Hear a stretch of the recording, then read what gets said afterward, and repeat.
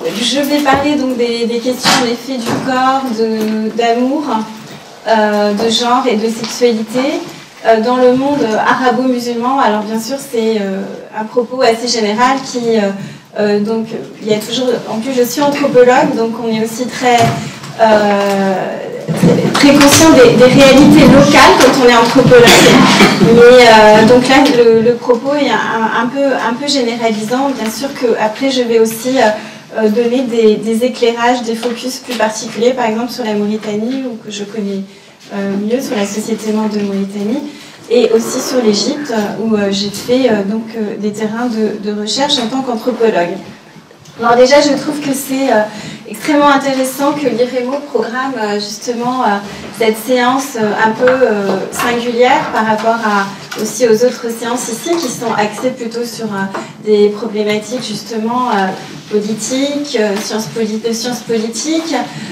Et c'est vrai qu'aujourd'hui, dans les médias, et bon, l'IREMO fait un travail de recherche, mais on a une couverture quand même de ce monde arabe par rapport à la question du terrorisme, de la guerre, des révolutions politiques, des conséquences de ces révolutions, des difficultés économiques, mais assez peu en fait sur vraiment la vie amoureuse, la vie quotidienne, la vie sensible, je dirais, des personnes concernées qui, bien sûr, en ont ont une vie amoureuse, sexuelle, et comme partout ailleurs dans le monde.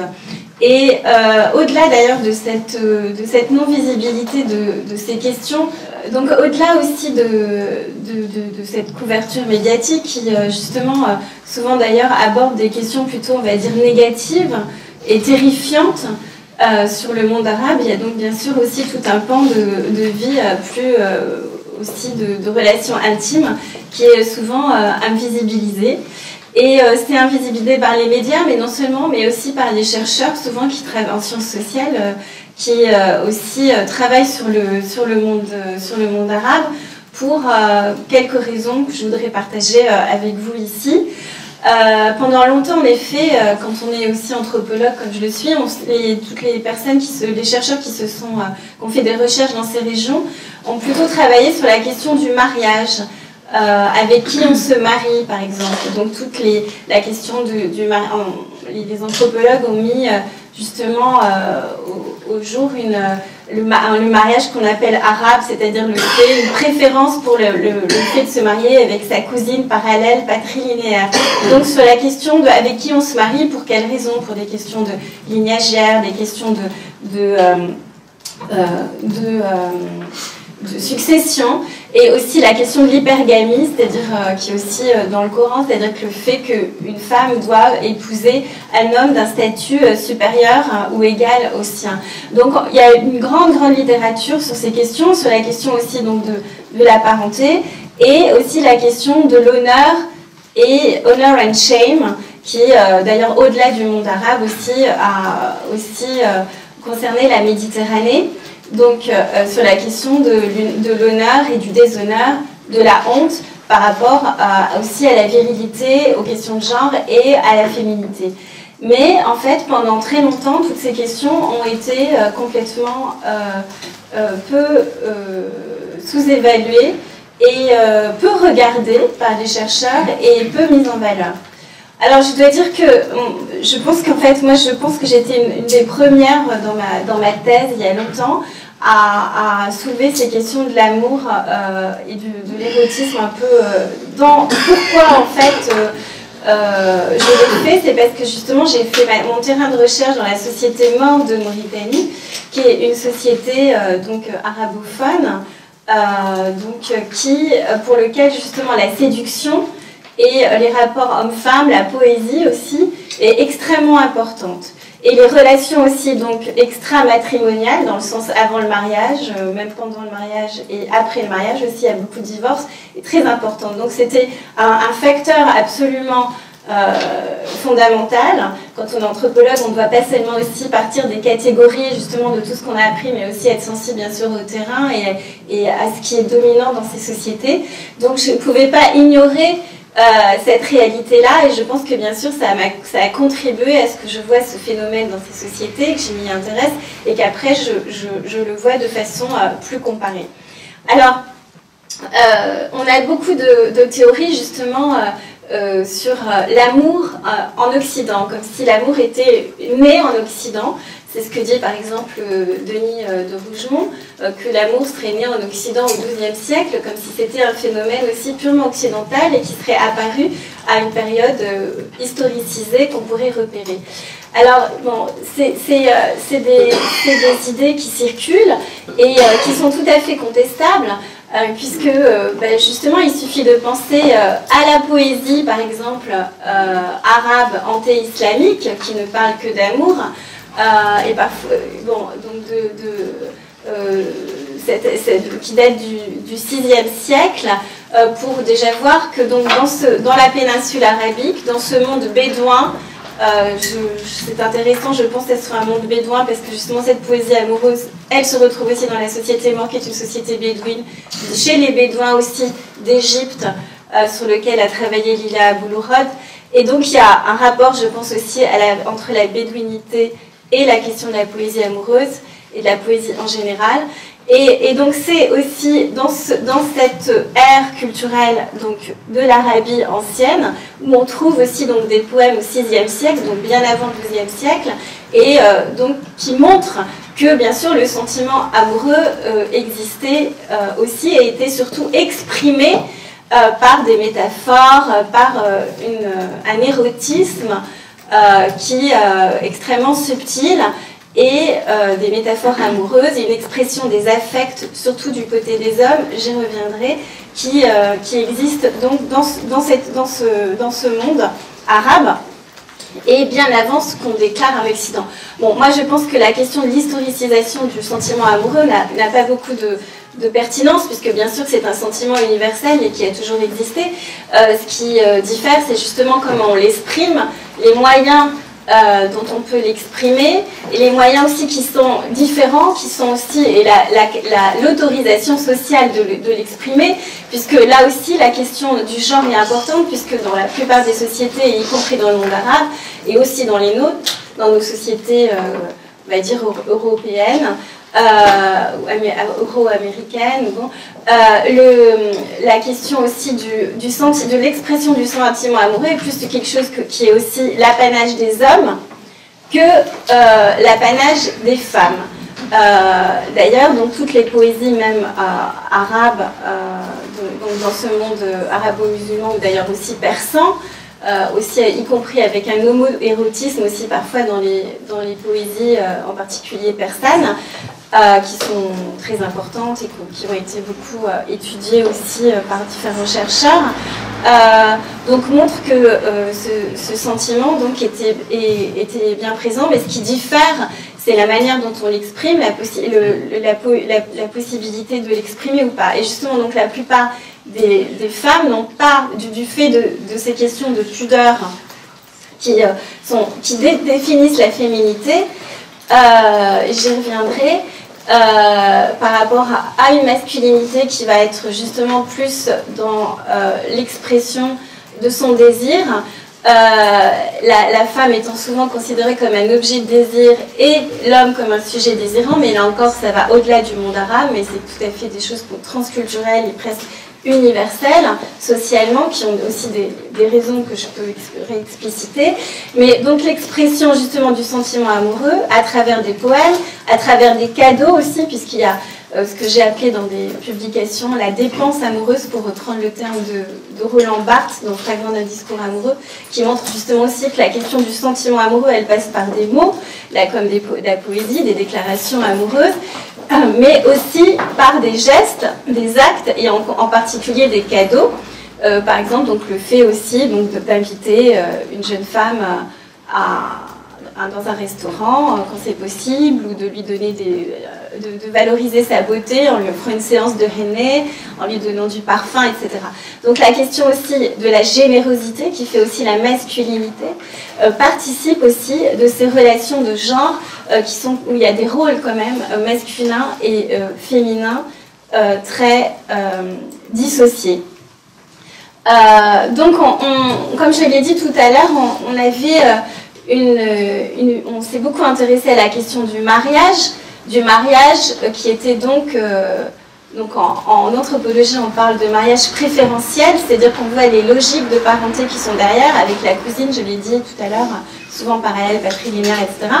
Mais ici, on parle d'un point de vue occidental, on parlerait de mariage arrangé, ce qui est déjà mettre un jugement de valeur. Mais aujourd'hui, justement, on a peut-être une révolution par rapport au fait que ces sociétés, donc, qui étaient, comme le disait Louis Dumont, plutôt holistes, c'est-à-dire que l'individu, je voudrais faire aux travaux très intéressants de Louis Dumont, qui, là encore, au-delà du monde arabe, il a travaillé sur l'Inde, mais distingue les sociétés holistes, c'est-à-dire où l'individu appartient à un tout, c'est-à-dire qu'il n'est pas un sujet autonome, mais qu'il est lié à une famille, il est lié à une société. Donc, il dépend, son devenir dépend du regard social et de sa relation justement aux autres.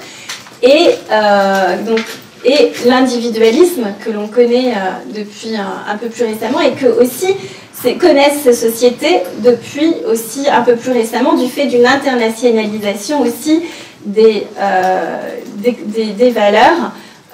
Suite bien, à des échanges, à la télévision, au site internet, au fait que justement donc on n'est plus dans un monde qui est déconnecté. La plupart même des villages, que ce soit au fin fond du Sahara ou chez les Berbères marocains ou en Iran, sont, même malgré d'ailleurs parfois aussi les interdictions, sont connectés. Voilà, donc parfois aussi, d'ailleurs malgré aussi les censures, sont dépassées. Et donc on est dans un monde où tout le monde a accès à ces images sur Internet, qui d'ailleurs peuvent être, et à des forums, à des sites de rencontres, et aussi d'ailleurs à des images pornographiques, donc qui pouvaient être totalement absentes il y a quelques années. Donc sur toutes ces mutations technologiques, et en particulier aussi, bien sûr, des sites de rencontres, des sites comme Facebook, aussi la téléphonie, le fait d'avoir un téléphone portable, le fait d'avoir aussi des applications comme WhatsApp, qui permet aussi d'échanger des vidéos, donc de se voir, donc favorise, c'est une vraie révolution qui a amené, bien sûr, à révolutionner aussi les rencontres entre les sexes, et puis donc à faciliter justement des rencontres qui dans ces sociétés sont beaucoup plus difficiles puisqu'il y a un contrôle sexuel du corps des femmes. Alors pourquoi justement il y a ce contrôle sexuel du corps des femmes beaucoup plus que le contrôle sexuel du corps des hommes? Et pourquoi aussi justement donc il y a toute cette poésie, comme j'ai dit, qui est plutôt du côté des hommes, ou en tout cas, et toute cette cour et tout ce désir qui est plutôt du côté masculin, alors que chez les femmes on va réprimer ce désir, c'est pas qu'il n'existe pas, mais toute la culture fait que justement on va créer des inhibitions, la pudeur, l'éducation, tous les interdits, la question éventuellement du voile, de l'excision, de la virginité, j'y reviendrai tout à l'heure. Donc c'est que ça, c'est un universel, c'est-à-dire que la sexualité chez les femmes, elle est non seulement, elle peut avoir une valeur de plaisir, mais elle est aussi procréative. Alors que chez les hommes jusqu'à aujourd'hui ne font pas des enfants dans leur ventre. Or, la question peut-être que ça viendra si on fait des greffes d'utérus, mais pour l'instant, ce n'est pas le cas. Donc la question de l'anatomie des sexes est absolument fondamentale et fait justement et crée le fait que les femmes, du point de vue dans leur sexualité, soit elles doivent contrôler leur propre corps à travers des moyens de contraception, etc., soit être contrôlées aussi par l'entourage, ce qui arrive souvent dans ces sociétés, pour justement qu'il n'y ait pas de grossesse, et aussi dans beaucoup de sociétés, alors c'est pas dans le cas de la société morte de Mauritanie, mais c'est le cas au Petit Maghreb et au Moyen-Orient, doivent garder cet hymen qui représente physiquement leur virginité, et donc pour lequel là il y a un contrôle qui reste aujourd'hui, justement malgré ce que je vais expliciter, c'est-à-dire cette autonomisation individuelle de cet épanouissement personnel plutôt aussi des femmes pour rencontrer peut-être un homme de leur choix qui va leur correspondre, il y a toujours en même temps cette contrainte sur le corps des femmes liée à leur sexualité du fait de ce danger que représente le fait d'avoir un enfant hors mariage, qui est le déshonneur social le plus important. Alors, parce qu'en fait, la femme, elle n'a pas nécessairement, c'est pas une question d'honneur. La question de l'honneur, elle est du côté de l'homme, elle est du côté de la famille, qui est représentée par les hommes. Mais la femme représente, elle est un peu la vitrine, elle représente l'honneur de l'homme, l'honneur de son mari, l'honneur de son père, l'honneur de sa famille. Donc perdre sa virginité, ça a bien sûr des conséquences sur sa famille, sur le groupe, sur la lignée. C'est un déshonneur social et donc on fait tout pour que cela n'arrive pas. Et d'où le fait aussi de contrôler sa sexualité et j'y reviendrai un peu plus tard. Alors, donc ce qui est intéressant, c'est donc ce sentiment amoureux, on va dire, alors qui est à la fois nouveau et pas nouveau, parce que comme le montre, en même temps, c'est pas extrêmement nouveau, puisque comme le montre la poésie ou même les travaux anthropologiques, il y a toujours les individus, même les jeunes, ont toujours essayé de trouver des moments pour se rencontrer. On sait que les mariages dans le monde arabe jouent un rôle important, puisque aussi on peut éventuellement se regarder entre garçons et filles traditionnellement. Aussi, on sait que les anthropologues ont bien travaillé là-dessus, en allant à la fontaine, même dans des villages, chercher de l'eau. On pouvait toujours trouver des prétextes, les filles pouvaient trouver des prétextes pour se faire regarder par les hommes, échanger un garçon qu'elles avaient vu, échanger. Donc, c'est pas nouveau, sauf que c'est des choses qui sont extrêmement invisibles et donc elles doivent faire attention. Et souvent, il n'y avait pas de contact nécessairement sexuel et de contact de longue durée. Encore, ça varie selon les sociétés, parce que pour les sociétés mortes, c'était tout à fait possible, mais je reviendrai éventuellement plus tard. Mais aujourd'hui, donc, on a cette possibilité de rapport beaucoup plus important.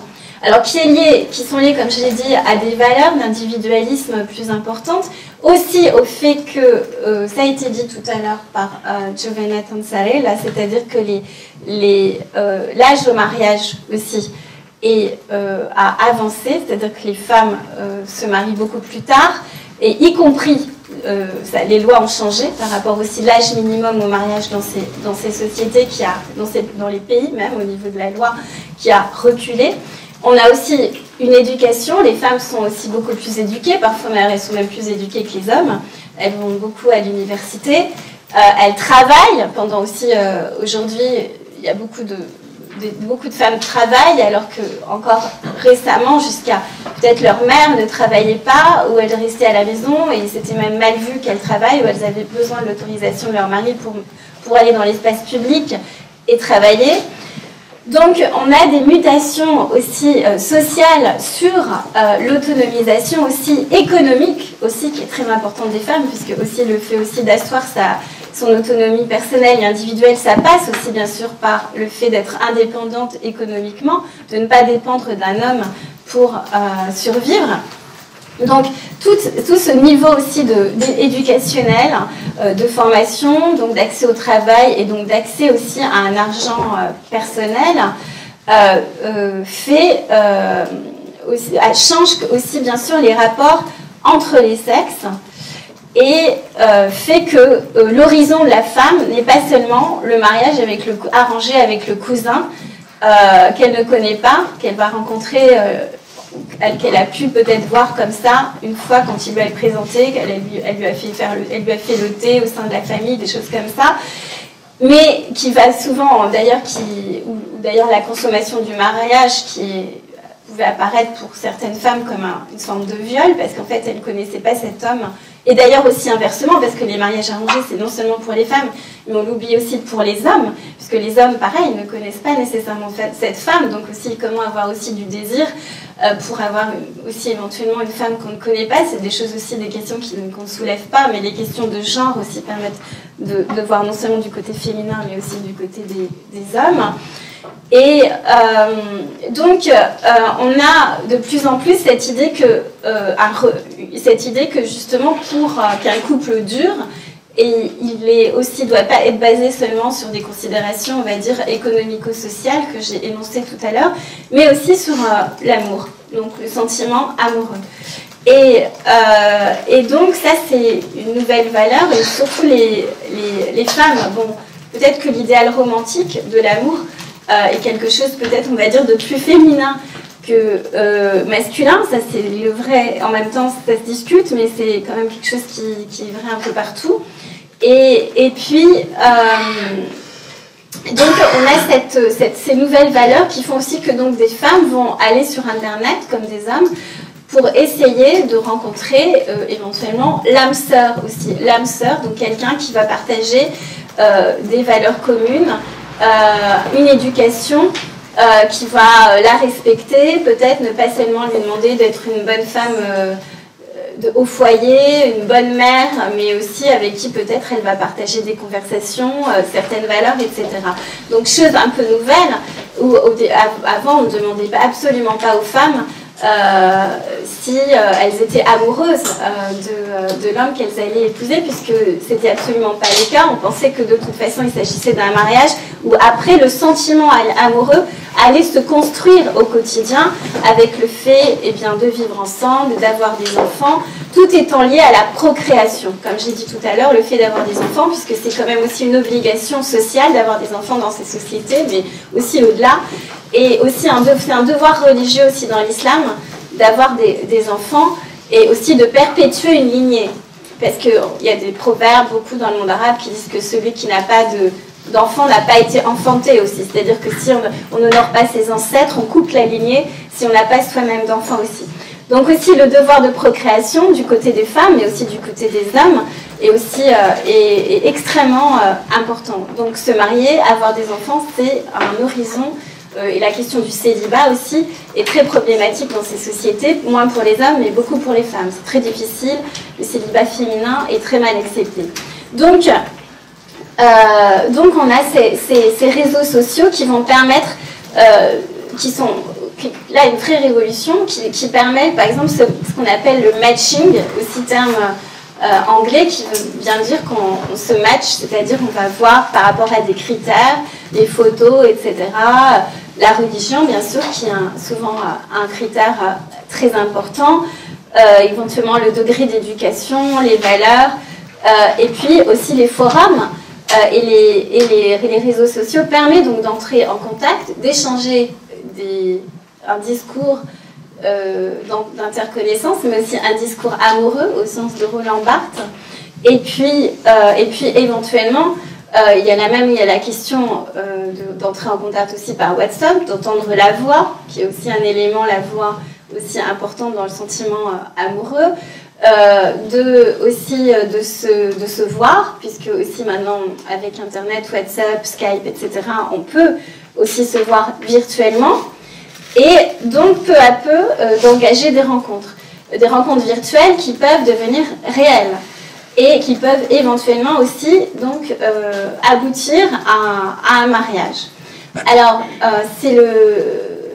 après ces rencontres virtuelles, on peut se demander où vont avoir lieu ces rencontres réelles.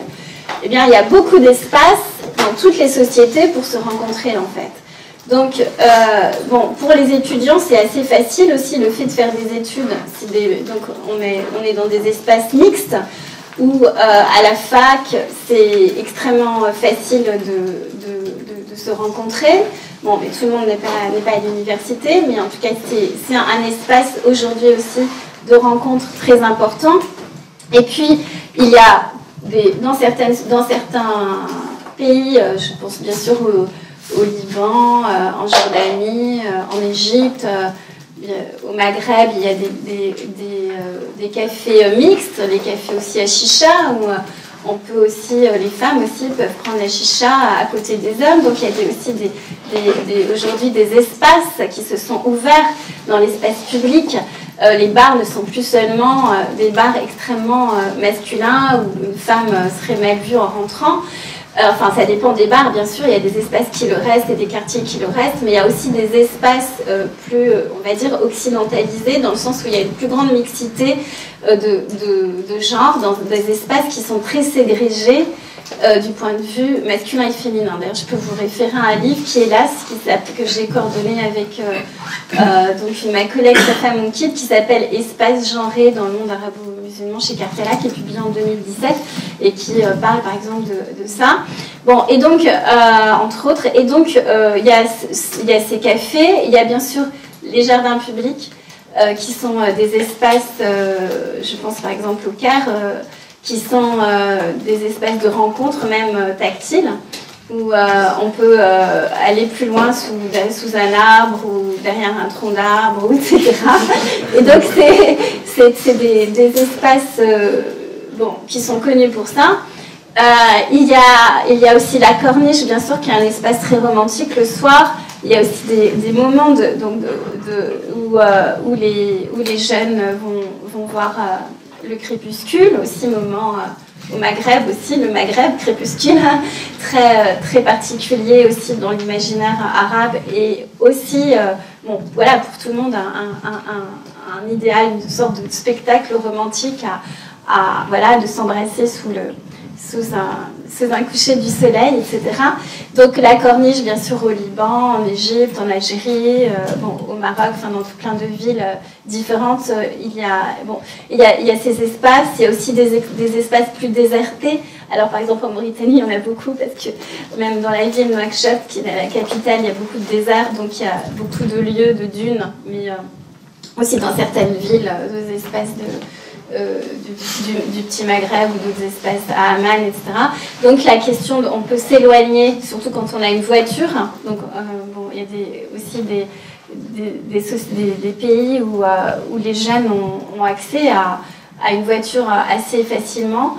Après ça dépend des moyens financiers, mais bon.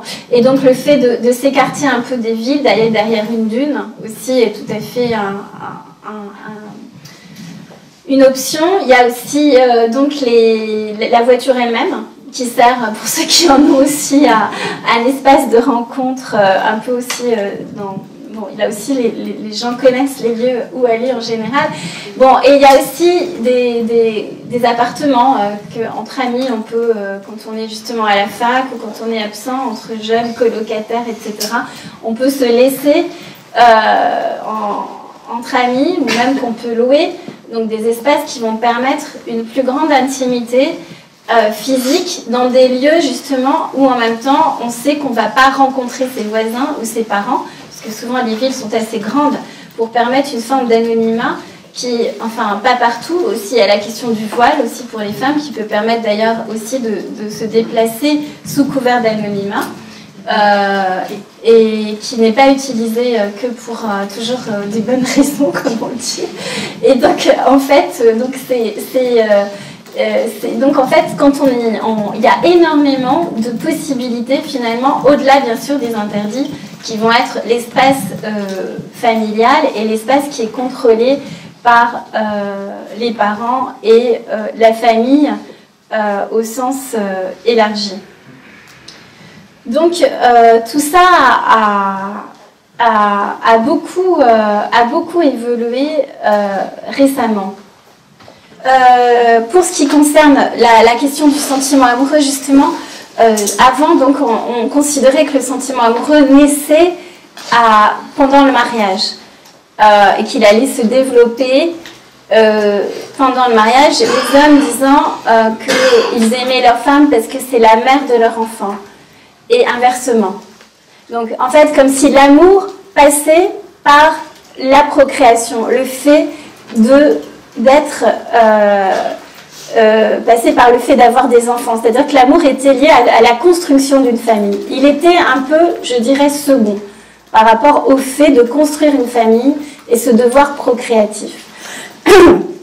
Or, aujourd'hui, et aussi, on a l'impression, du fait de tout ce que j'ai expliqué avant, il devient premier.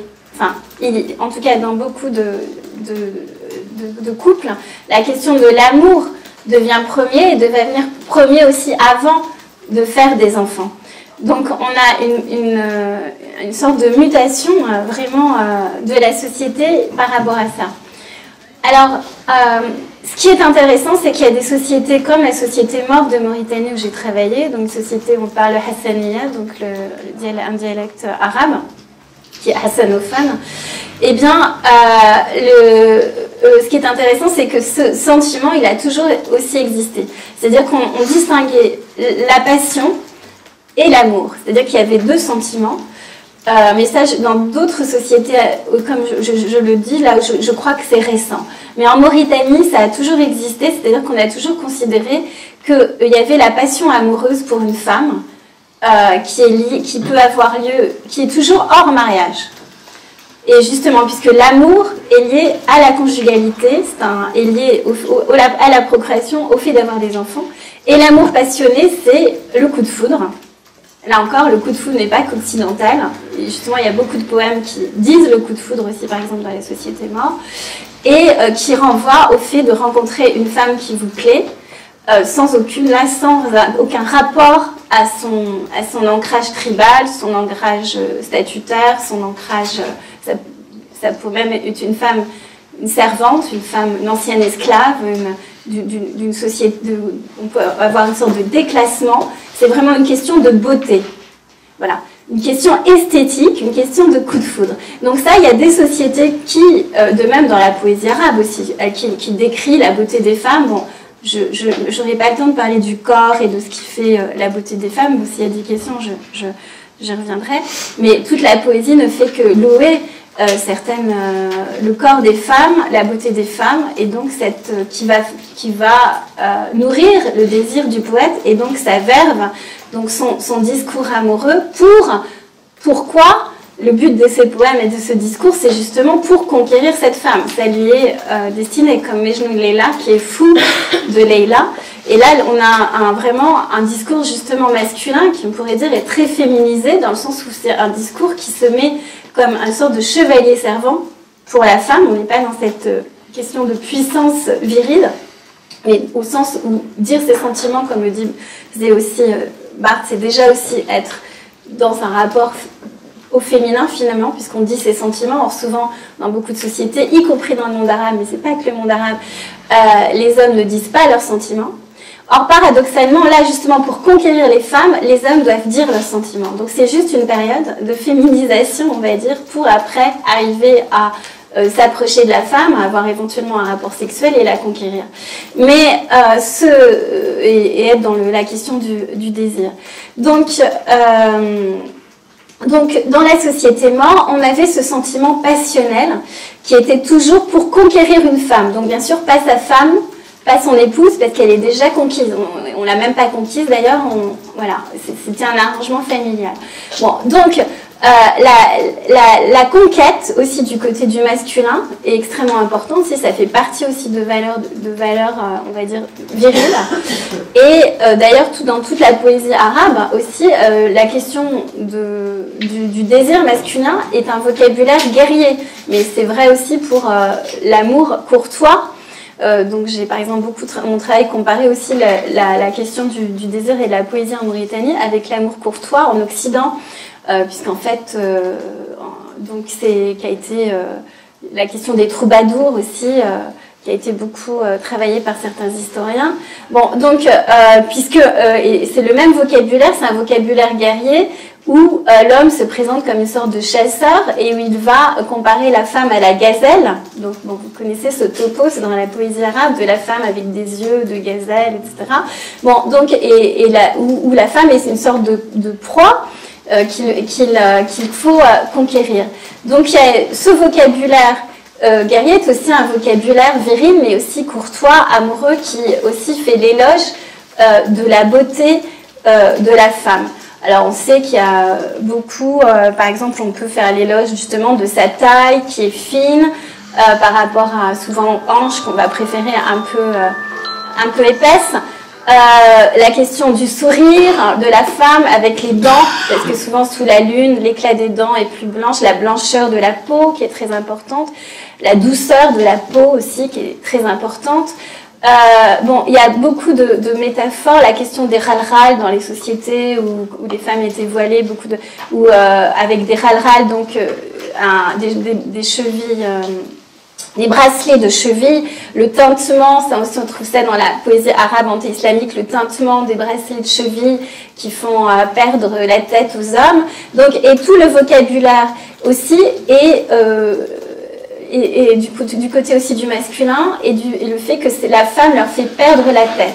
Donc, leur fait perdre le contrôle de soi.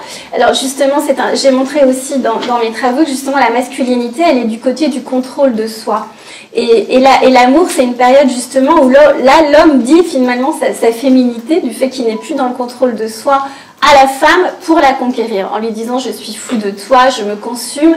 Enfin, c'est des métaphores dans le monde arabe qu'on retrouve aussi justement dans l'amour courtois du XIIe ou XIVe siècle, chez les troubadours. Ce sont les mêmes termes qui sont employés en Occident ou en Orient. Donc on a ce vocabulaire. Donc en fait, quand on cherche, on a bien sûr aussi ce vocabulaire courtois, amoureux, et cet état de passion qui existe par exemple dans la poésie, mais qui existe aussi dans la société morte de Mauritanie, où par exemple c'est un jeu pour les hommes d'essayer de séduire des femmes qui sont à la fois... Alors avant aussi le mariage, on a des assemblées nocturnes, mais bon, je vais peut-être pas... je verrai après, si j'ai le temps, vous me poserez des questions, parce que je ne veux pas faire de la Mauritanie un cas particulier, mais bon, mais on a des assemblées nocturnes, comme chez les Touaregs d'ailleurs, où les hommes disent des poèmes à des femmes et après valorisent une femme qu'ils vont pouvoir rencontrer de manière clandestine sous la tente, pendant que les parents dorment, donc, etc. Donc il va y avoir un rapport comme ça amoureux qui va se lier. Il peut même y avoir des rapports tactiles, au sens avec des échanges de salive, des choses comme ça. Bon. Donc des baisers, des rapprochements clandestins tant que les parents dorment. Et puis, donc des lieux aussi de rencontre. Mais cette femme qu'on va aimer, c'est pas celle qu'on va épouser. Donc, c'est à un moment donné, il va y avoir justement le mariage qu'on dit ici arrangé. Moi, j'aime pas trop ce terme, mais bon, le mariage qui est organisé par les familles, je préfère dire ça. Et là, la question de la passion, elle est toujours en dehors du mariage. Donc, et elle peut être après aussi le mariage, c'est-à-dire ou pendant. C'est-à-dire que c'est une société aussi où le divorce est possible. Et enfin, je pense aussi du divorce féminin, j'ai aussi travaillé là-dessus. Et en fait, donc, les femmes, même après leur divorce aussi, redeviennent un peu des femmes importantes sur le marché matrimonial. Et donc, peuvent être aussi séduites par des hommes qui sont mariés ou non. Et aussi pendant le mariage, c'est-à-dire qu'un des sports aussi dans cette société, c'est aussi d'essayer d'attraper le cœur d'une femme mariée, sans nécessairement qu'il y ait un rapport physique, mais en tout cas par des poèmes, etc. Il y a des femmes qui sont considérées comme très belles, dont on loue la beauté, et il y a une rivalité entre hommes pour accéder au cœur de ces femmes. Donc, bon, mais ça c'est un peu particulier, c'est une société un peu particulière, mais qui est quand même aussi une société musulmane du Grand Maghreb, et qui justement, où on voit qui connaît très bien toute cette poésie arabe anti-islamique, les gens sont capables de réciter par cœur des tonnes de poèmes. Alors bien sûr, ces poésies aussi, elles sont, dans le monde arabe, elles sont aussi véhiculées par les chansons. Il ne faut pas l'oublier. Bon, toutes les chanteuses libanaises, égyptiennes, il suffit de penser à Kulsoum, ce sont aussi des poèmes amoureux. Tout le monde écoute ça dans le monde arabe. Donc, toute cette sensibilité, justement, de l'amour, elle est présente. Bon, elle est présente. Bon, aujourd'hui, dans les taxis égyptiens, il y a plus souvent parfois des compilations du Coran que des chansons d'Umm Kulthum, mais ça subsiste tout de même. Et donc, c'est quelque chose qui est présent, mais qui est souvent un peu oublié. Alors, bon, après aussi, il y a toutes les séries aussi, bien sûr, les séries télévisées qui venaient avant d'Égypte aussi, qui parlaient bien sûr beaucoup d'amour, aujourd'hui qui sont supplantées surtout aussi par des séries turques, qui sont aussi beaucoup liées à l'amour, et puis d'autres séries d'Amérique latine, françaises aussi, sur des chaînes qui sont américaines, qui sont éventuellement aussi suivies, et donc où la question aussi de l'enjeu amoureux est toujours important dans tous ces films, et les gens ont accès à ces films, et surtout les femmes qui souvent les regardent avec beaucoup d'intérêt et qui suscitent justement beaucoup de fantasmes. Alors, donc concernant en même temps, donc justement, on a vous voyez, on peut dire que c'est une sorte de révolution des sentiments, où l'amour quand même, je ne dis pas qu'il n'a jamais été là, vous m'avez bien compris, il est là, mais sauf qu'aujourd'hui, il y a en plus cette question de la rencontre devient peut-être plus facile. Mais en même temps, il y a toujours ces normes de virginité qui viennent un peu contrebalancer en même temps c'est possible. Et en particulier, le corps des femmes est pris dans un double bind, comme on dit, c'est une sorte de double injonction à cet épanouissement personnel, y compris physique, y compris dans leur sexualité, émotionnel, un épanouissement individuel, et avec l'autre, avec le conjoint. Et aussi, il y a cet impératif d'être vierge au mariage qui subsiste dans beaucoup de sociétés du monde arabe et du Moyen-Orient. Alors, en même temps, je voudrais dire que ce n'est pas une prescription nécessairement coranique, comme on le dit, parce que, en fait, par exemple, la question de l'hymen, c'est pas quelque chose qui est dans le Coran. D'avoir à prouver sa virginité, comme dans beaucoup de sociétés, y compris aussi au Moyen-Orient, Jordanie, etc., par le drap.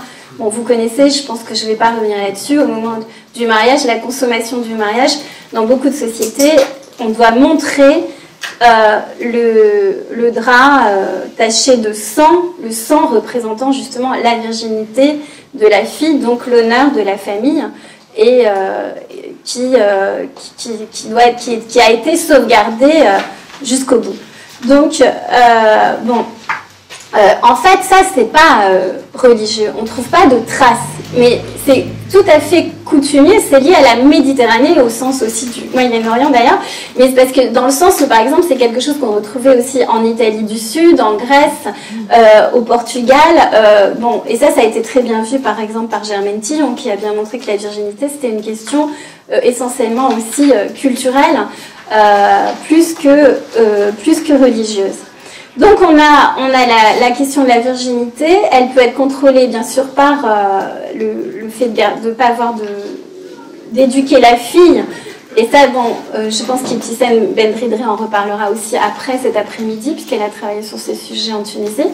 Mais il y a aussi une autre pratique qui existe aussi, qui est l'excision, sur laquelle j'ai aussi travaillé, qui est pratiquée dans certains pays du monde arabe. Elle est pratiquée en Mauritanie, par exemple, et elle est pratiquée aussi en Égypte, et elle est pratiquée au Yémen, avec des différences, puisque en Mauritanie, donc là encore, ce n'est pas musulman. On sait qu'il y a juste un hadith du prophète donc, qui dit effleurer, qui dit en gros, si la coutume, je pourrais vous donner, s'il y a des puristes, la phrase exacte, bien sûr que je sais. Mais en gros, l'idée, c'est que si ça existe dans la coutume, on peut le faire. C'est pas une prescription, c'est pas une obligation, mais il est dit effleurer et n'épuiser point. C'est-à-dire qu'en même temps, si on le fait, il faut que ça soit léger. Et par exemple, tout ce qui est clitoridectomie, etc., ou infibulation, comme ça se passe au Soudan, c'est déjà limite. Donc, alors, ce qui est intéressant, c'est, par exemple, on a aussi justement un hadith du prophète qui dit Ah non, ça c'est donc un commentaire, pardon, d'un commentateur, donc El-Jawziyya du XIVe siècle, qui dit que il faut ne pas couper trop si on coupe. Et il dit, le prophète signifie que le désir de la femme doit être diminué et modéré. Si son désir disparaît complètement, c'est aussi le désir de son mari qui disparaît avec lui, ainsi que son amour pour elle. Alors, moi je trouve cette phrase très importante, c'est pour ça que je la cite, parce qu'en même temps, ça montre, on peut le voir négativement, mais ça montre aussi qu'on parle du désir de la femme. Parce qu'on dit que le désir de la femme doit être diminué et modéré. C'est-à-dire qu'il y a quand même une reconnaissance que, ce qui dans certaines sociétés n'existe absolument pas, que la femme aussi a du désir éventuellement, mais que là c'est comme un homme, et que c'est une manière de le modérer. Et en même temps, ce qui est aussi intéressant, c'est que c'est aussi le désir de son mari qui disparaît avec lui, ainsi que son amour pour elle. Donc on voit aussi que la question du désir féminin le désir féminin fait aussi le désir de l'homme. Donc c'est-à-dire que si la femme, alors ça c'est pas propre aussi au monde arabe, il suffit de lire Kant, tous les philosophes, Aristote, etc. On a cette idée que la sexualité féminine, mais pour ces raisons anthropologiques que j'ai dit avant, c'est-à-dire que comme c'est les femmes qui font les enfants, on va contrôler partout leur corps, et donc le fait de contrôler leur corps, on va justement les assigner une sexualité aux femmes comme débridées. On va dire qu'elles sont dans l'hubris au sens grec, c'est-à-dire qu'elles ne sont pas capables elles-mêmes, elles ne seraient pas capables elles-mêmes de contrôler leur sexualité. Donc il faut passer par un contrôle social comme l'excision, comme l'hymen, comme l'éducation, comme la pudeur, comme le voile, comme beaucoup de choses qui vont faire que on va contrôler le corps de la femme. Alors aussi un autre terme qui est intéressant en arabe classique pour désigner par exemple l'excision, c'est rifat. Et ça renvoie justement, selon le dictionnaire de Kazimierski, d'arabe classique, à l'idée d'adoucir, de rendre tranquille. Donc on a toujours cette idée comme si la femme avait une sexualité débordante. C'est aussi même en Grèce ancienne avec cette question de Tirésias qui à un moment donné serait passé femme. On dit que quand il a connu l'orgasme féminin, c'était 15 fois plus grand que l'orgasme masculin. Donc on a cette idée en même temps qu'il y a une sorte voilà, la femme est toujours dans l'excès. Elle est toujours dans l'excès, c'est pour ça d'ailleurs qu'elle n'a pas accès au pouvoir, qu'elle n'a pas accès aux sphères économiques, parce qu'elle gérait mal les choses, elle est dans l'irrationnel, la sentimentalité. Donc les hommes sont du côté du contrôle, du rationnel. Donc tout ça, ce sont des représentations genrées qui, mais là je le dis bien, existent dans le monde arabe, mais qui existent aussi ici, qui existent partout, qui visent aussi à contrôler le corps des femmes. Et donc du fait de cette aussi idée d'une sorte d'insatiabilité sexuelle de la femme, de cette hubris, on va justement donc dans certains pays donc pratiquer l'excision pour finalement contrôler sa sexualité, parce qu'en fait on pense que si on coupait pas le clitoris, pour le dire clairement, et bien finalement ça serait comme un petit pénis, et donc finalement elle aurait un désir comme un homme. Et donc, une femme ne peut pas avoir un désir comme un homme. Et donc, on va couper cette partie qui est considérée comme l'organe du désir. D'ailleurs, dans beaucoup de termes aussi, quand on parle d'excision, le terme qu'on utilise pour... il y a une similarité. La question du capuchon clitoridien est souvent liée au terme qui rend un terme masculin qui renvoie à la masculinité donc et au pénis. Bon, donc alors je rappelle aussi que par exemple en Mauritanie par exemple on coupe aux petites filles très jeunes, à 7 jours, une partie du capuchon clitoridien. Alors c'est tout à fait pas fait dans le reste du Maghreb, même si je vous rappelle quand même qu'en Tunisie, il n'y a pas très longtemps, quand il y avait des islamistes au pouvoir, il y a un prêcheur. Par contre, elle existe en Égypte, elle est toujours pratiquée, malgré des fatwas qui l'interdisent, Par exemple, le cher égyptien d'Al-Azhar, El-Tantawi, qui avait déclaré en 1994 que l'excision était, justement parce que l'excision en Égypte, on pratique cette clitoridectomie, c'est-à-dire ce qu'on appelle l'excision pharaonique. C'est-à-dire, là, on coupe plus qu'une partie du clitoris, on coupe tout le clitoris et une partie des lèvres. Et c'est quelque chose qui est fait non seulement d'ailleurs chez les musulmans, mais chez les coptes aussi. Ce qui montre très bien que là encore, il s'agit de quelque chose qui est culturel et non pas religieux. Et qu'on retrouve au Soudan et dans la corne de l'Afrique. Donc c'est vraiment il y a un rapport, comme d'ailleurs aussi en Afrique de l'Ouest pour la Mauritanie, c'est quelque chose qui est lié à certaines régions du monde et qui est de l'ordre de la culture.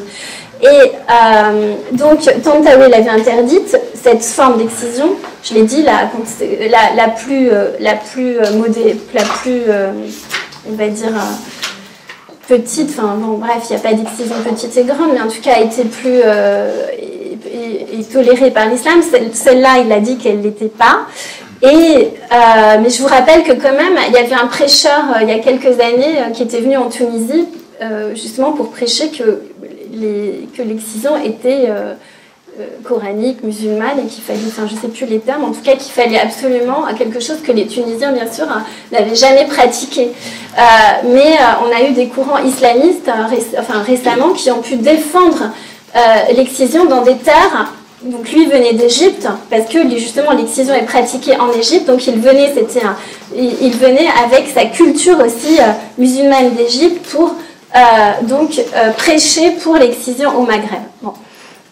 Donc, ce n'est pas quelque chose non plus qui est inconnu de ces milieux, mais souvent, c'est bien sûr quelque chose qui est tabou, on n'en parle pas, parce que déjà parler d'excision, c'est totalement obscène.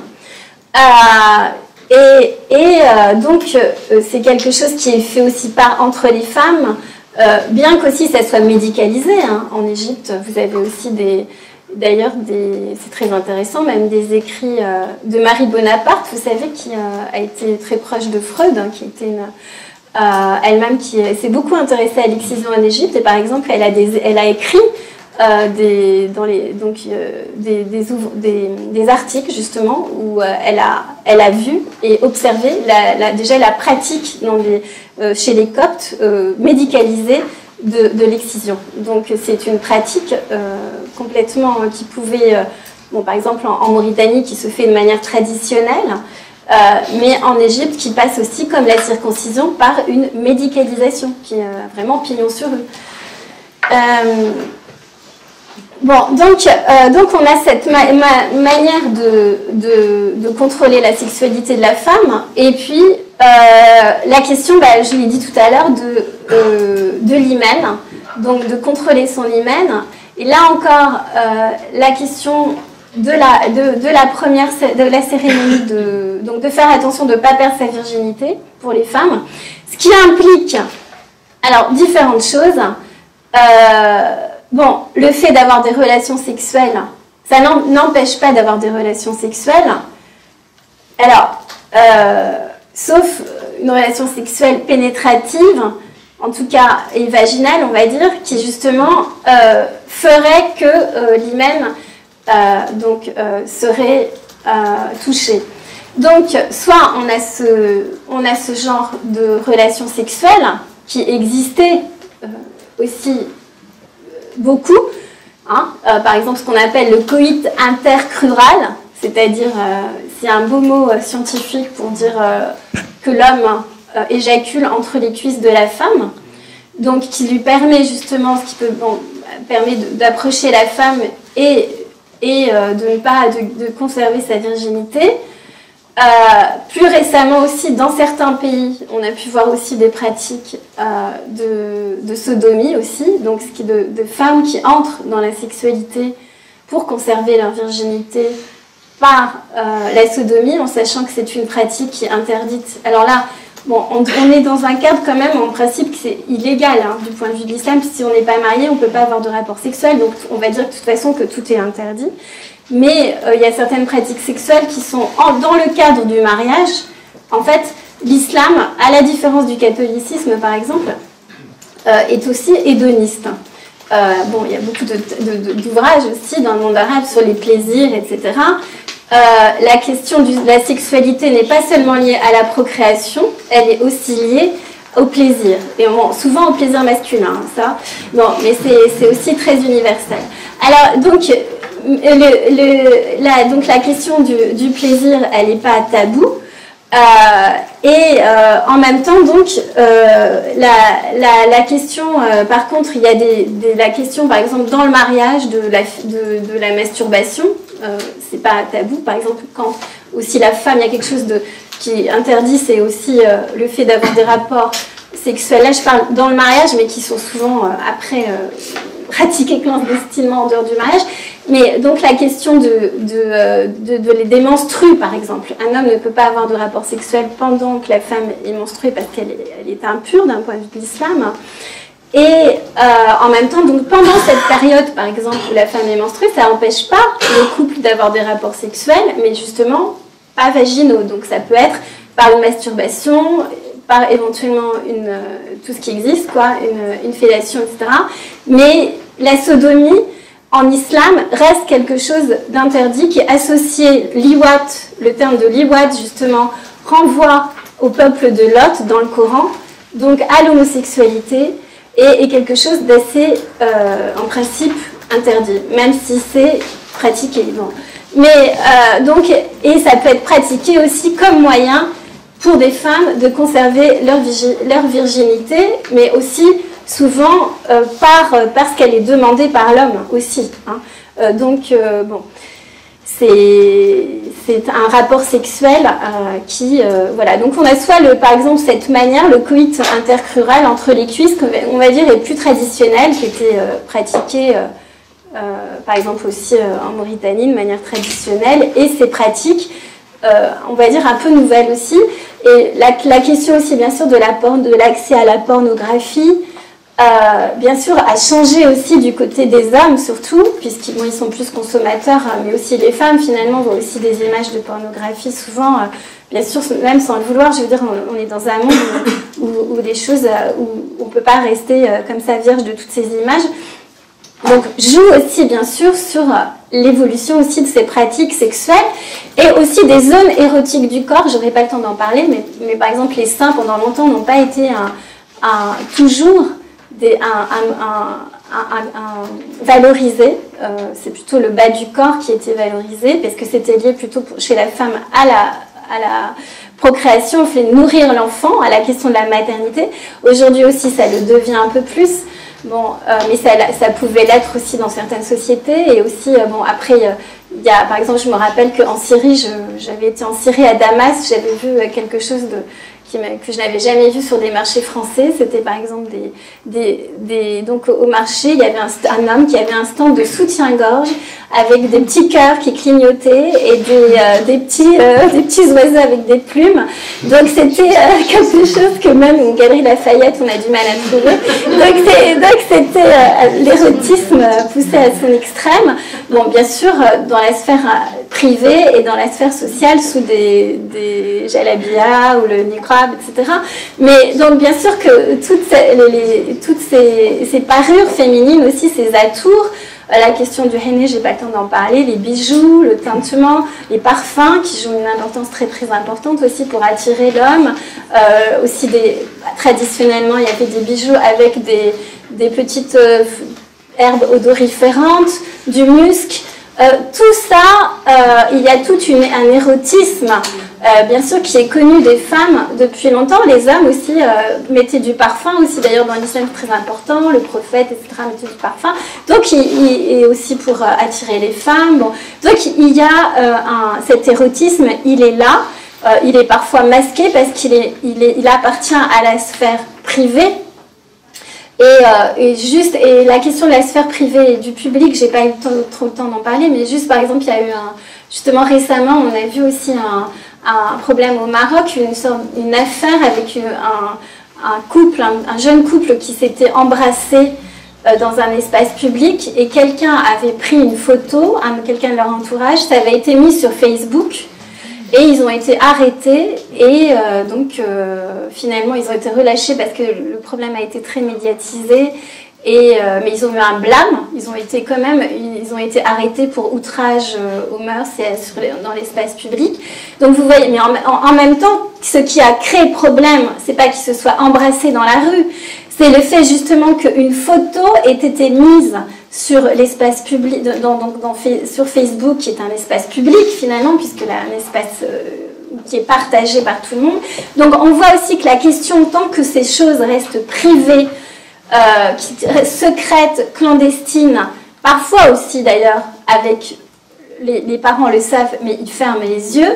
Je pense aussi à la question de la virginité. Bon, on aura aussi l'occasion, il y a eu toujours aussi des moyens de mettre du sang de coq à la place du sang de la virginité, parce que ce qui est important finalement, c'est aussi l'honneur de la famille. Donc la famille n'a pas intérêt non plus que la fille le sang n'apparaisse pas. Aujourd'hui, Ibtissam Benridi, après moi vous en parlera, il y a des hymens chinois que la femme met dans son utérus, dans son vagin avant des rapports sexuels. Et surtout, il y a toutes ces pratiques technologiques de l'hyménographie et de l'hyménoplastie qui sont aussi bien, qui traversent tout le monde arabe, du Maghreb en Égypte, qui concernent aussi en Égypte les Coptes comme les musulmans. Et la question de la virginité aussi, elle est aussi beaucoup chez les chrétiens en Égypte par exemple, en Iran aussi, dont on n'a pas beaucoup parlé. Donc toutes ces techniques d'hyménographie qui sont d'ailleurs aussi légitimées par des fatwas, parce qu'une femme qui aurait perdu son hymen, comme j'ai dit tout à l'heure, ne peut pas se remarier, elle aimerait vraiment être déshonorée. Donc ces technologies permettent aux femmes de se refaire une virginité pour trouver un mari, et ce qui arrange tout le monde, y compris la famille. Bon, alors je crois que je suis arrivée à terme de mon temps, donc je vais m'arrêter là, mais je pense qu'on aura le temps de parler de tout ça avec vous, parce qu'il y a des points que je n'ai pas eu le temps de développer. Voilà, je vous remercie beaucoup de votre attention.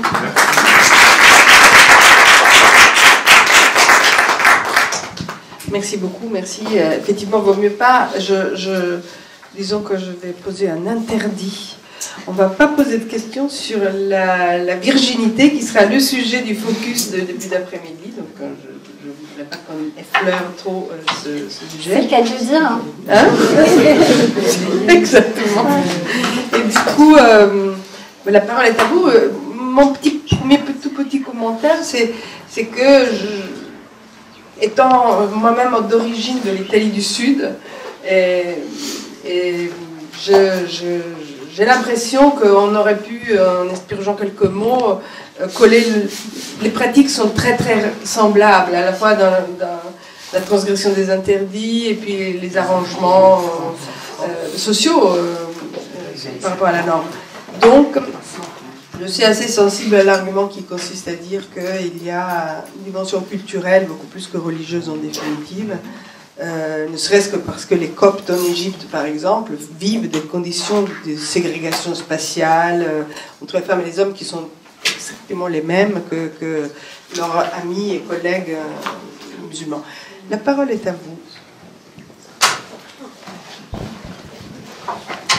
Donc, merci. Moi, j'aurais une question à poser en termes d'émigration. Parce que les sociétés du Petit Maghreb en particulier sont des sociétés où l'émigration est assez importante. Et donc, quel est le lien selon vous entre l'émigration des jeunes qui vont soit pour les études, soit pour le travail, qui reviennent, etc.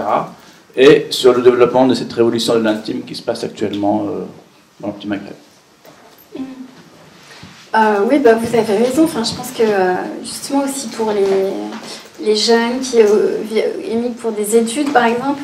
Alors bon, aujourd'hui, peut-être je suis enregistrée, mais il y a la loi Macron qui va faire peut-être malheureusement avec les... J'en profite. L'augmentation de la scolarité pour les étrangers, ce qui est absolument aberrant. Puisqu'on sait qu'il y a beaucoup de personnes, par exemple du Maghreb, justement, qui viennent, par exemple, étudier en France. Et qui retournent après aussi dans leur pays pour être chercheurs, professeurs, enseignants, enfin que sais-je, ou selon ce qu'ils ont appris. Donc bien sûr que ça change, ça permet une liberté aussi, peut-être parfois ici plus grande, mais enfin, on revient aussi avec d'autres normes, enfin d'autres. Mais je pense que même sans l'immigration, en fait, il y a une internationalisation. Aujourd'hui, on est dans un monde tellement cosmopolite que même au fin fond d'un petit village, en fait, il y a des images qui nous parviennent. Alors même si c'est pour ça qu'il y a un mixte aujourd'hui de valeurs. Alors moi, je ne pense pas qu'il y ait des valeurs en fait vraiment occidentales et des valeurs arabes, parce que comme je l'ai dit aussi, l'amour existe aussi dans le monde arabe. Il y a toujours eu des transgressions. Bon. Voilà, bon, donc ce partage finalement, il n'a pas beaucoup de sens non plus. Mais c'est sûr que l'immigration aussi a une incidence. Mais en même temps, par exemple, il y a des pays en Mauritanie, par exemple, que je connais, il y a très peu d'immigrants en Mauritanie, à la différence du petit Maghreb, et les pratiques sexuelles aussi ont beaucoup évolué. Et du fait justement d'Internet, de la télévision, de l'accès à la pornographie, de tout ce que j'ai dit par rapport aussi à l'évolution des femmes qui aussi étudient plus, travaillent plus, etc. Donc je pense que la migration, bien sûr, ça peut être un facteur encore plus d'accélérateur, mais au-delà de la migration, je crois que ça touche aujourd'hui même ceux qui ne migrent pas. Merci d'abord. J'aurais plusieurs questions, je ne vais pas toutes les poser, mais sur islam et, alors, moi je dirais pas culture, mais plutôt coutume, hein. Enfin, Germaine Tillon, pour ça, elle avait très précisément pointé les distinctions. En fait, là, dans tout le panoramique que vous avez fait, qui est effectivement très général, donc du coup, on ne voit pas s'il y a des différences, par exemple, au niveau des classes sociales, au niveau des pays dont on parle. La Tunisie, par exemple, les femmes en Tunisie, elles n'ont pas un statut de mineur, ce qu'elles ont ailleurs, y compris en Algérie, hein, on a tous entendu parler des codes de la famille, etc., et qui est aussi un contrôle, un outil de répression et de contrôle sur le corps des femmes, sur leur vie quotidienne, sur leurs relations sociales. Donc, islam et coutume, je pense que c'est effectivement deux registres différents, mais là où vous avez tout à fait raison, qu'il y a des espèces de basiques universaux, qu'on retrouve en termes de répression, d'ailleurs, hein, et de contrôle sur le corps des femmes, on le retrouve aussi bien en Occident que dans le passé, vous faisiez allusion à l'amour courtois. En même temps, il me semble qu'aujourd'hui, dans les pays, moi je connais bien les pays du Maghreb central, et il me semble que l'Algérie, la Tunisie, le Maroc, et il me semble que la religion, l'islam en l'occurrence, a un poids très important dans la mesure où il légitime le contrôle sur le corps des femmes, ce qui n'est plus tout à fait le cas, parce que ce n'est pas les mêmes histoires qui ont eu lieu dans les pays d'Occident, avec le catholicisme, etc. Ça, c'est une première chose. Et la deuxième chose, après j'arrête, parce que ça serait, le paysage que vous nous avez éclairé, c'est intéressant, enfin, ça donne la base de tas de choses, mais il me semble qu'il y a deux points qui sont aussi éclairants sur les évolutions et les contradictions qu'il y a aujourd'hui dans ces pays-là. Moi, je connais mieux le Maghreb que la Mauritanie ou l'Égypte. Il y a d'abord, vous avez parlé d'Internet, mais il y a aussi la contraception.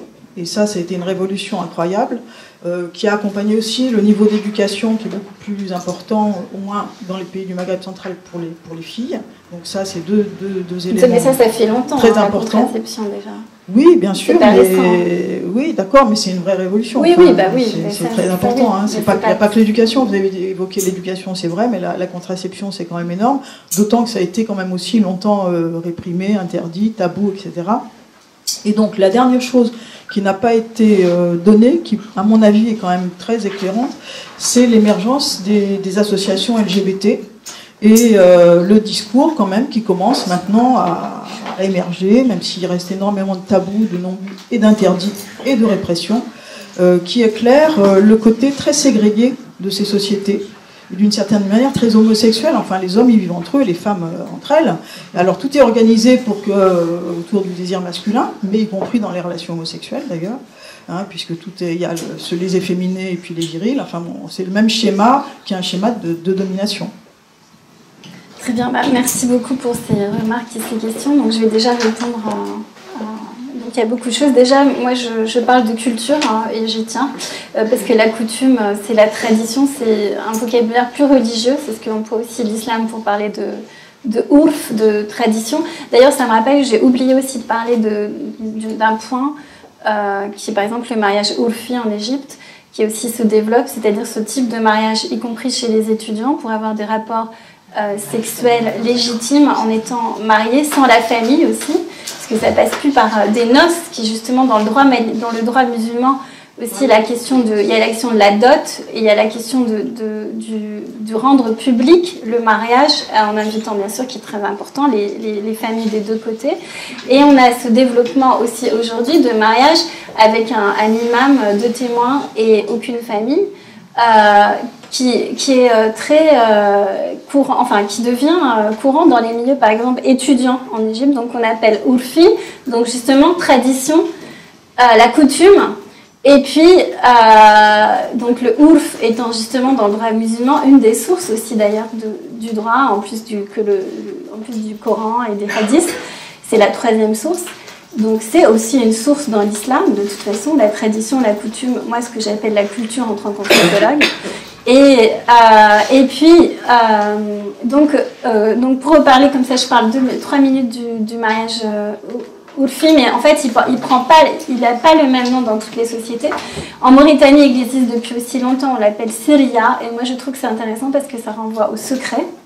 Et justement, la question du secret-là est absolument fondamentale parce qu'il n'y a pas cette publicité du mariage. Et c'est un mariage, en fait, qui pose beaucoup de problèmes parce qu'il n'est pas vraiment légal d'un point de vue malékite, en tout cas dans cette zone du monde, ni hanéfite dans le sunnisme, parce qu'il n'y a pas l'équivalent en Égypte, il n'y a pas l'équivalent du mariage de jouissance, du muta'a iranien chez les chiites, mais qui est justement pour une durée limitée, où il n'y a pas dans le mariage chiite, on a une durée limitée. Là, c'est facile de divorcer, on dit c'est fini et c'est tout. On n'a pas besoin des formules, etc., dans le droit musulman pour le divorce, etc. Donc ça permet en même temps de légitimer une sexualité halal aussi, c'est récent, et bon, ça se fait d'ailleurs aussi en France, ça vient aussi maintenant en Tunisie aussi, je crois, dans le petit Maghreb, et pour avoir une sexualité légitime du point de vue de l'islam. Et là, on parle par exemple de tradition, parce que justement, tradition, ça serait non religieux. Donc c'est pour ça que c'est assez compliqué ces termes, mais en tout cas, d'un point de vue scientifique, nous on parle de culture. Et pour ce qui est des questions, bien sûr que la contraception, c'est une révolution. Bon, ça, Françoise Héritier l'a montré, que ce soit en France ou aussi ailleurs, aussi dans le monde arabe, mais ça aussi les générations des mères de ces femmes aussi aujourd'hui qui sont dans des rencontres amoureuses de jeunes connaissaient aussi déjà la contraception, donc c'est déjà quelque chose, on va dire, qui est plus entré dans les mœurs aujourd'hui, qui n'est pas vraiment un problème comme ça l'était à l'époque de leur mère ou de leur grand-mère. Il y a un accompagnement médical, un planning familial, des campagnes de sensibilisation, etc. Donc ça, je pense que c'est bon, en tout cas beaucoup. Je pense que ça a été à un moment donné très important. Aujourd'hui, c'est moins une question problématique. Et d'autre part, par contre, je voulais parler aussi un peu de l'islamisme. Il y a un truc dont je n'ai pas parlé, c'est justement quand même que, bien sûr que l'islam est toujours important, je pense que j'ai beaucoup parlé de l'islam aussi dans mon exposé, et détermine toujours aussi beaucoup des comportements. On n'empêche qu'il peut y avoir des négociations avec la norme, que Dieu est aussi miséricordieux et clément, parfois plus que la société. Et puis, il y a, parce qu'il y a beaucoup aussi dans les hadiths aussi, ou dans le droit, les husul al-fiqh, des manières aussi de faire avec les exceptions dans le droit musulman. C'est extrêmement complexe, c'est beaucoup plus complexe que ce qu'on dit quand on regarde, et les gens le savent, et jouent finalement aussi avec cette complexité dans la société. Et puis, par contre, il y a quand même aussi l'influence de l'islamisme aujourd'hui, dont je n'ai pas parlé, mais qui est aussi important. Et donc, par rapport à par exemple, là, vous parliez par exemple de la contraception, je pense qui était plus difficile pour leurs mères. Mais par exemple, aujourd'hui, il y a aussi la question du vêtement qui change, ou par exemple, donc justement, la question du niqab, du djilbab qui vient d'Indonésie, du niqab qui vient d'Arabie Saoudite, donc pas du tout du Maghreb ou d'Égypte. Donc avec le wahhabisme, ou bien le djilbab, je l'ai dit, ou bien bon, des vêtements qui ne viennent pas de la culture de ces pays, qui par ailleurs, par exemple, vous parlez justement, vous connaissez le Maghreb, le haïk, qui est porté en Tunisie ou en Algérie par des femmes plutôt âgées, qui est un vêtement traditionnel, qu'on met parfois trop dedans, etc. Bon bref, donc il y a avec des postures du corps particulières, mais qu'on mettait à un certain moment dans sa vie, quand on devient une femme respectable, souvent ménopausée, et qui pense à l'au-delà et à Dieu, et donc encore plus à sa pudeur. Mais aujourd'hui, on a donc aussi cette influence du contrôle, avec des modes aussi, bien sûr, avec le hijab aussi en Égypte, les épingles, voilà, donc on a aussi des modes qui viennent de cet islamisme, qui ne viennent pas de l'islam, qui viennent de ces mouvements wahhabites ou les mouvements égyptiens apparus dans les années 80 des frères musulmans, et de l'islamisme, qui ont aussi bien sûr une influence. Donc l'islam, il est, comme j'ai parlé aussi tout à l'heure au Caire, où dans les taxis on entend plus aujourd'hui des cantillations du Coran que Kulsoum. C'est aussi ça, c'est quand même aussi une conséquence de l'islamisme, où toute cette culture justement aussi liée à la jouissance, au corps, ou à l'amour, et devient interdite par certains prêcheurs islamistes. Mais c'est pas l'islam, c'est l'islamisme. Donc c'est bien sûr qu'il y a cette tendance extrêmement importante qui aussi joue dans ces sociétés. Et par exemple aussi par exemple, ces mariages religieux, justement, qui ont dit coutumier, mais qui est pour les islamistes ce mariage sans accès à l'autorisation de la famille, qui pour eux est un mariage religieux, c'est une sorte de relecture aussi. On a toute une relecture aussi par l'islamisme, y compris par le féminisme aussi islamique des textes du Coran, qui est d'ailleurs très individualiste et qui justement fait fi de la famille, des traditions, et du droit musulman, qui s'appuie aussi sur les traditions, et qui a un discours justement extrêmement individualiste, ou qui permet justement à des jeunes de se marier en se connaissant sur un forum, peut-être de partir après faire le djihad ou pas, et d'avoir des enfants, etc., mais indépendamment de la connaissance de leur famille, dans le secret, en même temps, là aussi, sur une nouvelle relecture très individualiste, très venant qui vient de cette pensée islamiste. Donc ça, j'en ai pas parlé, mais ça joue aussi sur les représentations du corps, du genre et de l'amour. Merci Madame Fortier pour votre intervention enrichissante. J'avais une question. Alors déjà, je voulais rebondir à ce que vous venez d'amener. Moi, je m'interroge toujours sur la part identitaire, notamment pour les personnes issues de la deuxième génération dans l'immigration. Et c'est une forme... Alors, là encore, ça m'interroge toujours, le culturel, le traditionnel. Est-ce que c'est une forme identitaire qui est conservée? En tout cas, Et la deuxième question que j'aurais, c'est... Excusez-moi, j'ai pas compris la question. La en forme fait, identitaire, oui, c'est ça. C'est que, est-ce que finalement, c'est réel, comme l'effet de mode là que vous venez d'amener, des frères musulmans, etc. Est-ce que c'est aussi une forme de... je m'identifie différemment à l'Occident, j'ai ma culture, et c'est une réappropriation finalement de cette forme identitaire. Ça, c'est ma première question. Et la deuxième, c'est la position de la société maure, parce que j'ai à plusieurs reprises entendu cette référence comme un contre-exemple finalement du monde arabo-musulman qui valorise la femme divorcée, contrairement au petit Maghreb qui inverse ont tendance plutôt à les rejeter de la société, etc. Et je m'interroge comment eux ils se positionnent de leur point de vue, vous qui avez étudié, comment ils se positionnent en fait par rapport à la lecture du Coran et de leurs voisins qui sont pas si loin finalement. Voilà, c'est mes deux questions. Je vous remercie. Très bien, merci. Alors, Oui, la première, c'est pour la question de la deuxième génération et de l'identité. C'est ça, vous m'avez dit? Attendez, j'ai oublié. Oui, c'est ça. Et c'est ça. Et c'était quoi précisément?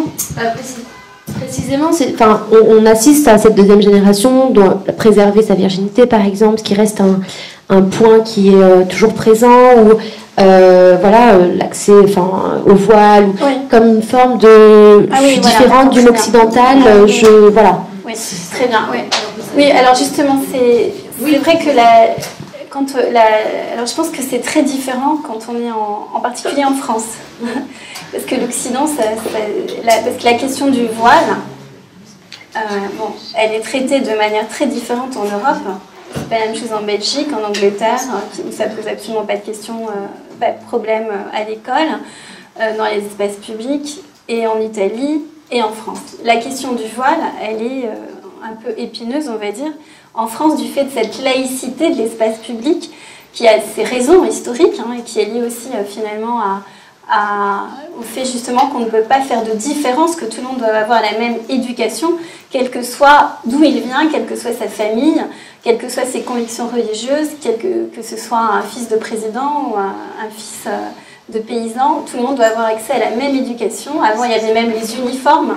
Donc, il y a toute cette tradition républicaine, laïque, qui fait que tous les signes ostensibles de religion, dont le voile, et ce qui a posé beaucoup de débats, et ce qui est d'ailleurs souvent pas compris, bien sûr, quand on va dans le monde arabe, quand on est française, on est souvent ramené à cette question comme si on était islamophobe parce qu'on n'accepte pas le voile à l'école. Et aussi par d'autres pays européens, aussi aux États-Unis, par exemple, qui ne comprennent pas du tout cette focalisation des Français sur le voile. Alors, mais qui est liée justement à toute cette histoire de laïcité et de l'importance de Jules Ferry, de la République, soi-disant pour apporter ses lumières à tout le monde, indépendamment de sa famille, comme j'ai dit, pour une sorte d'idéal d'égalité qui reste un idéal, mais bon.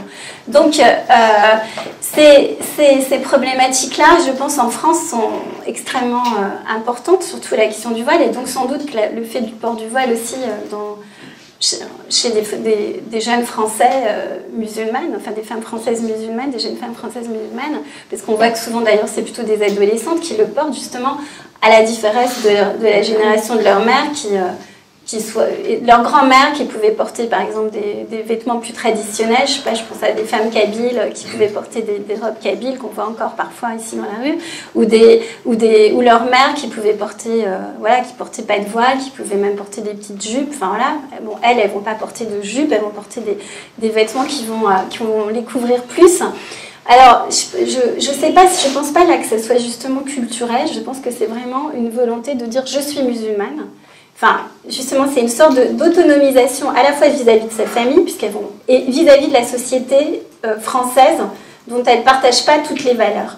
Et c'est aussi, je pense, une sorte de défi à la société française et aussi à une forme de stigmatisation, il faut bien le dire, puisque, en fait, les femmes quand même qui portent le voile sont quand même assez stigmatisées, et il y a une sorte d'incompréhension du voile, qui est ramené justement au fait que les femmes musulmanes sont des femmes soumises, qui n'auraient pas de subjectivité, d'autonomie, et que si elles le mettent parce qu'elles sont forcées par leur père, leur frère ou leur mari. Alors bien sûr que ça peut exister, mais il y a aussi des femmes qui mettent aussi leur voile par conviction religieuse, ou comme tout à l'heure, ça peut être d'ailleurs aussi parce qu'elles ont aussi une vie qu'elles pensent dissolue. Et c'est très intéressant, je peux me permettre aussi de vous référer aux travaux de la psychanalyse tunisienne, j'ai oublié son nom là, qui a travaillé sur la virginité, mais je pourrais vous donner son nom après, qui montre justement, qui est intéressant aussi, qui dit que la question du voile, de porter le niqab, c'est aussi comme fait une hyménographie, c'est une manière de se refaire une virginité. Pour se marier, surtout si on a une vie un peu dissolue, ça permet d'apparaître très vertueuse. Donc en fait, le port du voile, il a énormément... Bon, j'ai écrit aussi un article là-dessus, vous pouvez trouver tout ça sur Internet, mais je pense que dans la société française, il y a un rapport il y a aussi une question de défi, parce qu'il y a beaucoup d'articles qui disent les médias, qui se posent des questions comme est-ce que l'islam... Vous voyez, il y a toujours des couvertures, l'islam est-il soluble dans la République ?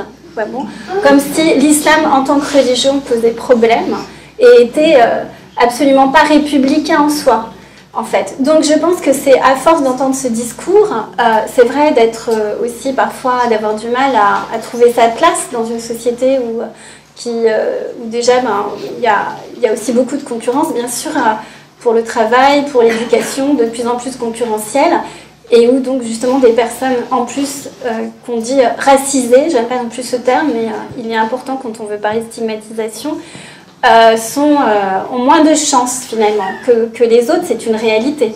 Bon, on peut pas, c'est pas une projection. Donc je pense que c'est aussi une manière de dire, eh ben regardez, j'affirme, j'ai pas honte d'être musulmane, j'ai pas honte de l'être, je suis musulman, mais je suis aussi français. Et donc, en portant, bon, pour certaines femmes, la question du voile, c'est aussi une manière de dire, ben, regardez, je suis à l'université, je sais pas, je fais des études en psychologie, donc la psychologie, ben, c'est quand même beaucoup de sexualité, de psychosexualité, on parle beaucoup de ça, en même temps, je porte le voile, et je suis musulmane, et je suis française. Donc, je pense qu'il y a une façon de répondre à, de l'autre côté, quelque chose qui est ressenti comme un peu discriminatoire et de non-acceptation par une sorte de surenchère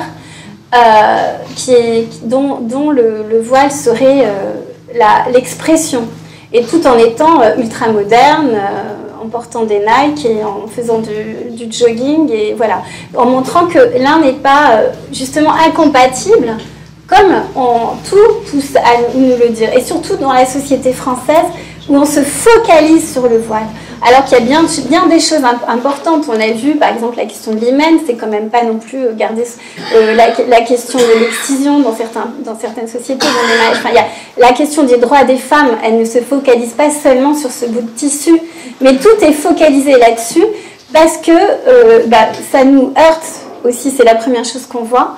Et ça renvoie à la question de l'oppression des femmes. Après aussi, pour parler du niqab, souvent même les gens parlent du tchador, où ils emploient un autre terme, ou du truc afghan, la burqa. Voilà, on parle de la burqa, on n'a jamais vu de burqa à Paris. Mais enfin, c'est voilà, une sorte de complètement de hantise et de diabolisation, en fait, aussi, parfois du voile. Alors, je ne suis pas en train de légitimer le port du voile, j'essaie d'analyser pourquoi certaines femmes aussi jeunes aujourd'hui, et souvent des jeunes aussi le font. Il peut y avoir aussi des raisons intimes, comme le fait aussi il y a des femmes aussi qui n'aiment pas ces moments de l'adolescence où elles voient leurs seins pousser, etc. Elles sont mal dans leur corps, et finalement aussi le regard aussi des hommes, aussi, qui est quand même aussi, on l'a dit, c'est un espace public, où le regard des hommes aussi est important, le fait qu'elles soient considérées comme des bonnes, des femmes aussi vertueuses, etc., dans le regard des hommes, etc. Donc il y a, je pense que tout ça est important. Alors donc comme on me dit que je me dépêche, je vais me dépêcher. Donc il y a la question aussi de la Mauritanie. Alors les Mauritaniens connaissent très bien l'islam. Ils connaissent souvent, il y a beaucoup d'ailleurs d'enseignants coraniques qui vont enseigner à la Mecque l'islam. Il y a beaucoup de hafiz qui connaissent le Coran par cœur, des muhaddis qui connaissent tous les hadiths. Donc c'est des gens qui connaissent bien l'islam, qui sont très connus pour ça. Et l'islam en plus des textes traditionnels, parce que il y a beaucoup de mahadras coraniques, j'ai fait aussi des travaux là-dessus, où on apprend tous les textes par cœur. Et le droit aussi est très important. Le droit musulman, qui est aussi une partie essentielle de l'islam, qu'aujourd'hui justement l'islamisme veut rayer de la carte de l'islam, et qui est extrêmement complexe et subtil, et qui offre beaucoup de possibilités, y compris le divorce des femmes, par exemple, comme la roule, donc qui permet aux femmes de divorcer, qui a été légalisé récemment en Égypte. Mais tout ça est comment aussi chaque société utilise le droit musulman. Mais pour revenir à votre question, donc en fait, ils connaissent très bien tous les textes, et donc ils usent par exemple justement la question de la sexualité, si on lit bien les textes, d'après les gens qui ont fait ces travaux, et d'après aussi ce que j'ai pu voir, la sexualité, elle est liée à la pénétration, finalement. L'interdit, c'est il y a la pénétration vaginale, pour le dire clairement. Donc en fait, s'il n'y a pas de pénétration, finalement, il n'y a pas péché, enfin, selon certains... Donc finalement, ça autorise une certaine gamme de relations sexuelles hors pénétration sans qu'il y ait péché. Donc ça, par exemple, c'est quelque chose que des sociétés ont bien compris. Et donc, on use, tant qu'il n'y a pas, comme je l'ai dit, le coït intercrural, par exemple, c'est pas un péché parce que, bon, déjà, ça permet à la femme de garder sa grossesse, mais en plus, on est dans les limites du permis parce qu'on joue, on est dans la scolastique, on joue avec les textes on les prend au sens littéral. Voilà, et c'est comme ça, en plus, que c'est une interprétation littérale des choses. Donc, bon, par exemple, on joue avec ça, c'est aussi... la société maure a hérité aussi d'un code de chevalerie arabe aussi, parce qu'il y a toute la foutoua aussi en Arabie ancienne, qui était au XIVe siècle, qui aussi était un rapport galant aussi à la femme, donc tous ces codes de l'honneur, et donc il passe aussi par la poésie, et donc voilà, donc il y a la virginité non plus. Comme je l'ai dit, d'ailleurs, c'est pas dans les textes. Enfin, la virginité, on parle de la virginité, on parle de l'adultère. Le zina, c'est l'adultère, c'est les relations sexuelles hors mariage. Mais en fait, il n'y a pas énormément de choses sur la virginité. Cette question d'hymen est vraiment quelque chose qu'on ne trouve pas, même dans le droit musulman. La question d'avoir cette preuve de l'hymen, ou aujourd'hui par des certificats de virginité qui sont donnés par des médecins. C'est tout à fait des choses qui ont été produites après coup. Donc, ces choses-là, donc aussi, bon voilà, donc ce qui permet à une société comme la Mauritanie d'être à la fois dans les clous d'un point de vue musulman et en même temps de s'autoriser des libertés mais en même temps dans la marge de liberté aussi autorisée, mais parce qu'ils connaissent bien aussi les textes musulmans. Et puis aussi, il y a beaucoup de choses, dans le Coran aussi, on dit faciliter et ne contraignez pas. Donc il y a aussi cette idée que l'islam doit rendre la vie facile et pas la compliquer. On dit aussi qu'on doit utiliser des exceptions aussi quand la règle n'est pas faisable. Donc il y a beaucoup d'aménagements, y compris en restant dans l'islam.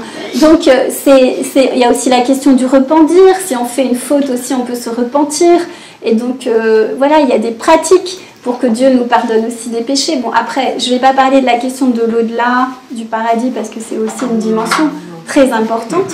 Et aussi, la question de la sexualité est présente, aussi dans l'au-delà. On n'en a pas parlé avec les houris, etc. Et les vierges.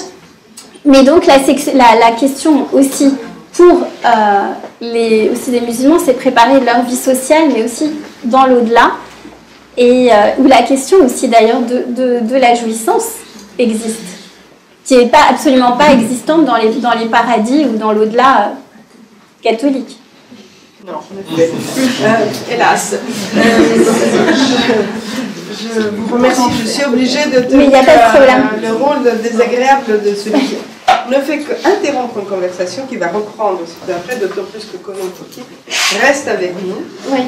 Et donc, on pourra continuer l'échange à partir de l'intervention de Ibtissem Bendredi tout à l'heure. Donc, merci beaucoup d'être là. Je vous en prie. C'était très riche.